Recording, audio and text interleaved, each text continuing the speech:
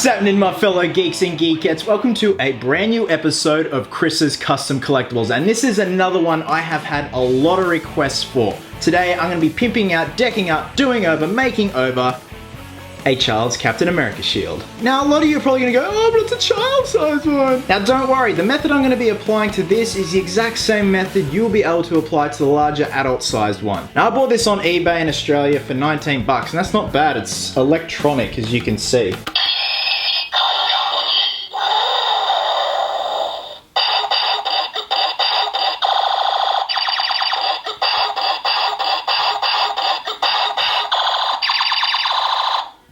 Okay, I don't want that in there, that's not necessary. Now, like all custom collectibles, the first thing I'm going to do is take it apart, and there's only one part you can really take apart, and that's the star. We've got some screws here. It looks like the star actually lifts out to reveal the electronics. I will be removing the electronics because, my god, I've never heard any of those sounds before in any Captain America movie. Now, the look I'm going to be going for is a lot more weathered, where actual bits of the paint have been chipped and charred off. So with that, let's get to it.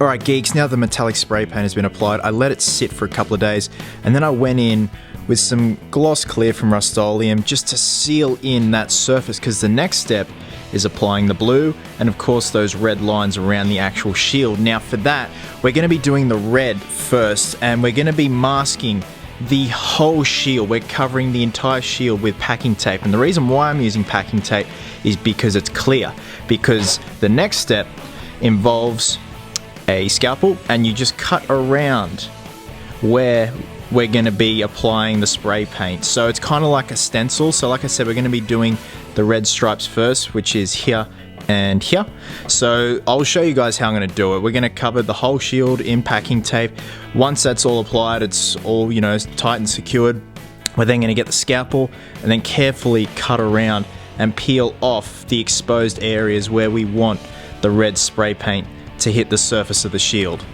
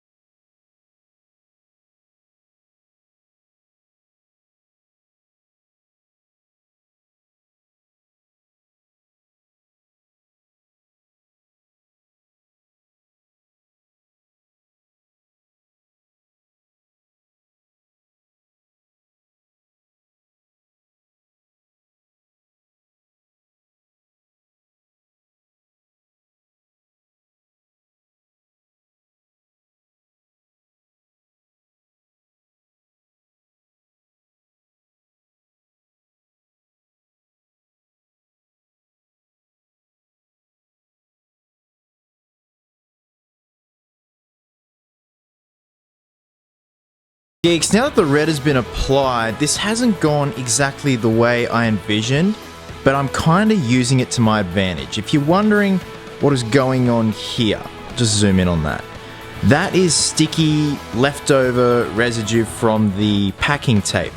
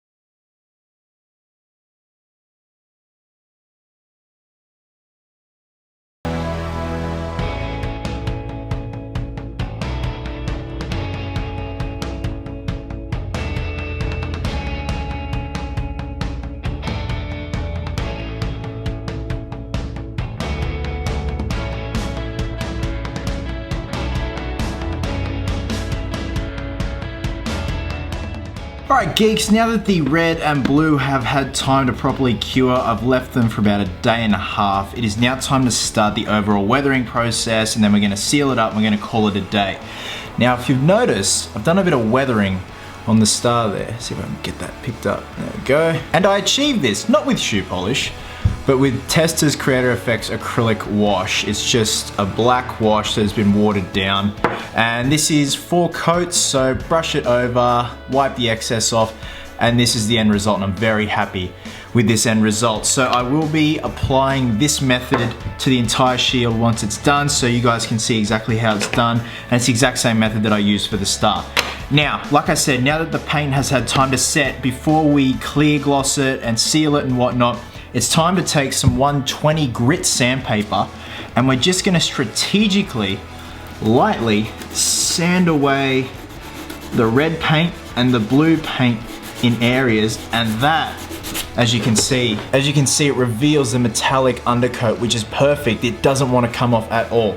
So I'm going to strategically try and make it also it's going in one direction, like it's been scorched and charred and whatnot. And then we're going to move on to charring patterns, and don't worry, I'll explain that in the next step.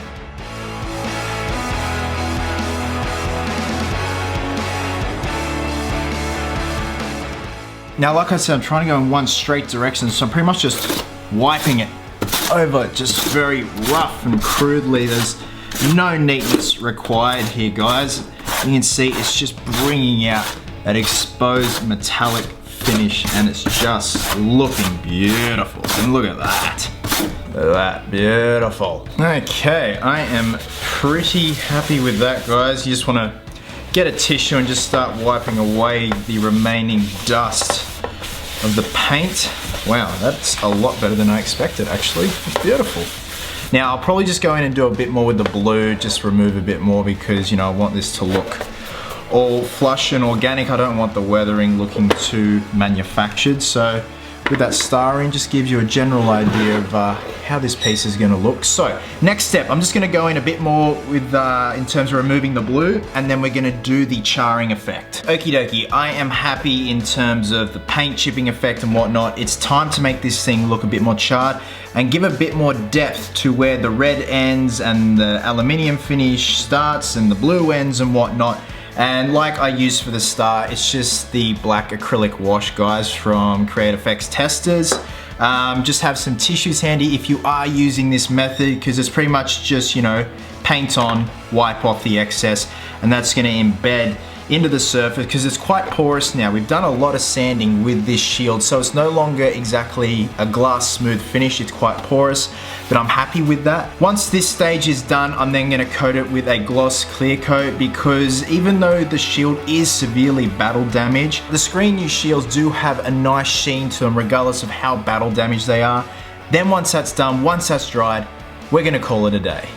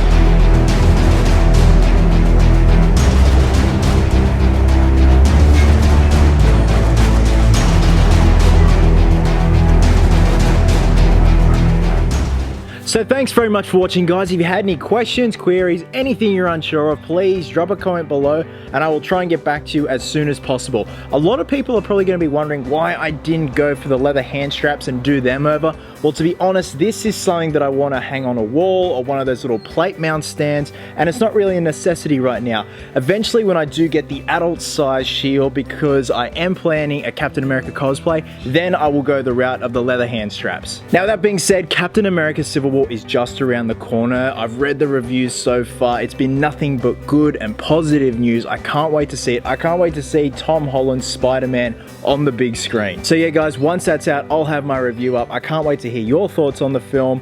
And as always, thank you very much for watching. Thank you very much for your continuing support. And until next time, geeks, please always remember, cosplayers do it best.